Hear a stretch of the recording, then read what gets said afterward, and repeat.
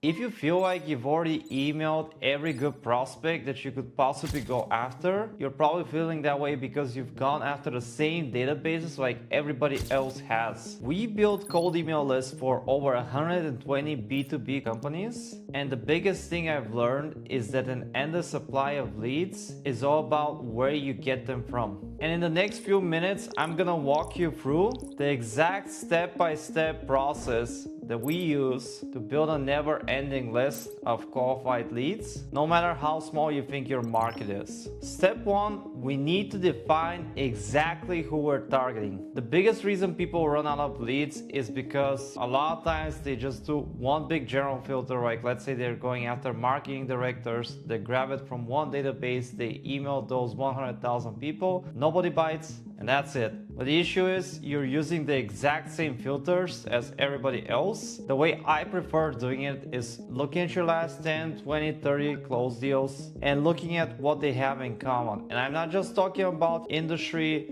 job title, all the basics, but also, did they just start using HubSpot? Did they just hire 10 AEs? Did they recently acquire a company, right? What happened in the moment or right before they purchase or start using your service or product? So let's say I was doing targeting for us. One segment we've seen work really well, it's new hires, newly promoted leaders, which you've probably heard me talk about a lot of times in this channel. Another one we look for, it's a large deal size, right? Over 50 to 100K. That's more for a qualification reason, but a lot of times we use it in the copy. For specific segments, like let's say we're after M&A investment banks and then some like marketing agencies. Within marketing agencies, we're looking to make sure they have a specific service like GEO or AEO or even influencer marketing or UGC, right? We just know that we have great case studies for all segments, so we can reference that in the copy. And finally, we also look for people that have larger sales teams, like 2+ people. Especially if it's like a SaaS. The only exclusion might be the M&As, but that's what we call detailed targeting. From there, what grows your list and also makes it convert more is tracking those signals and actually using them in your campaigns. So literally reaching out to those people when they're most likely to need or most likely to buy your service. And like I said, the most universal role you could try right now, it's a new hire, newly promoted leader in the last 90 to 180 days. Then going a layer deeper, it might look like something like this. So let me pull you an example we did for a prospect of ours. So this is a tool called Clay, which I'm sure a lot of you guys have heard. So essentially what we did was a few enrichments, right? One, we checked if these companies were hybrid, remote, or on-site, right? Because if they're remote, they're not a fit because they don't have an office. If they're on site, they're probably a better fit. So we had that here. So that's one way to segment the audience they don't need to go after. The other thing we did was like we checked if they had any job postings where it said that they're on site, which is another signal we could use, right? So maybe we can't find their work model, but we can see if it says on the job posting, if they need to do a lot of on-site. The other thing we could check, are they in a co-working space? So this is one other way to disqualify them. After we spoke, with the potential client here, they said like, okay, if it's a co-working, then we need to go to the folks who own the co-working space. The other thing, we can check the work location type. We also did here a check, which is if they had a recent office move, which proved out to be not as relevant. The other thing we did was we checked their office address and we actually checked if it's a busy location. Reasoning here might be like, let's say if you're somewhere in New York, like center Manhattan, there's gonna be like a ton of potential outside noise. And the other thing we even did was like we checked their sales team size. We also checked what percentage of that is the total workforce. The idea here is like if they have more salespeople, we're just like, okay, these guys are gonna need to go to the phone booths more because they're gonna have more calls. But this is the line of thinking here, like think outside the box, because like you could do so many enrichments now. What can you do to like really find that ideal audience, and how can you better target those people and then use that in the copy? Step 2, stop using the same data as everyone else. A lot of people just go to like one database, they pull out a huge list, email all those people, and wonder why nobody bites. The problem is, like I said, you're using the exact same contacts from the exact same database, probably sending the exact same message as everybody else. So to show you how much of a difference it can make, like literally pulling out the same contacts, this for an M&A client we did this from. I'm gonna blur out the details, but you're gonna see the exact metrics here in a second so you can see the difference. We're going after med spas here, and in one case we got this contacts from D7, which is a database for small businesses, and then on the other hand we got it from this other database called MTOS, which is essentially like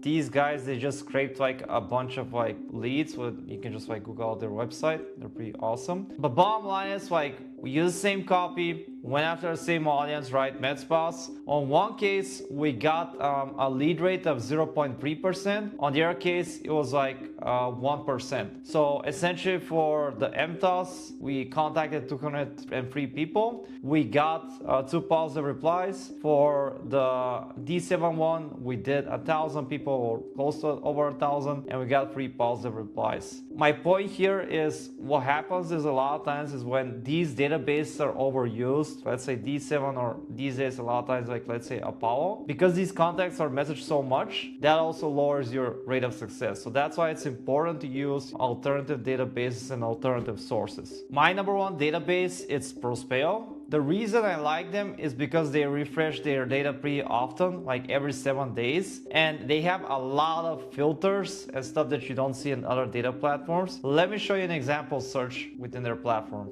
In this case, we just did this search for another potential prospect. Obviously, you can do like all the right job titles, the locations. Like I said, you have time and current role, right? So you could do like all the new hires here.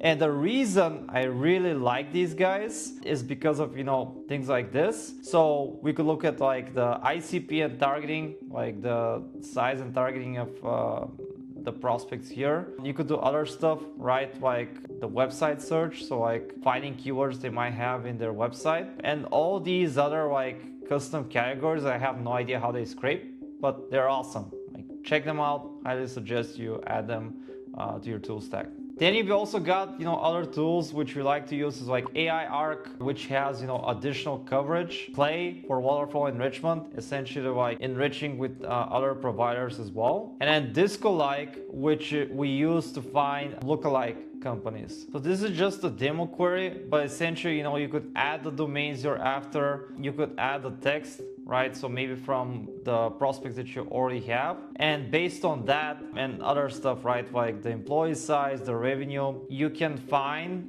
those lookalike domains, and you can add those into Clay and enrich their emails and go after them. But I really suggest Disco-like because it's a great tool we've used to really expand the TAM and find more prospects to go after. And a lot of times here there's a lot of contacts that's outside of those normal databases that you would use. And then for more specific things, D7 Lead Finder is still a great database for small businesses. Crunchbase is a great one for funding data, or if you want to target like family offices, private equity. Really, if you're doing any kind of funding rounds, it's also great. And then Store Leads is a great one for e-commerce and BuiltWith for technographic data. When you pull from these, you have way more coverage and you're way more likely to be going after prospects that are less messaged by your competitors, which automatically increases the chances of them replying. By the way, if at any point during this video you'd rather just have us handle all this for you, you can book a free growth plan with us by clicking the link below in the description,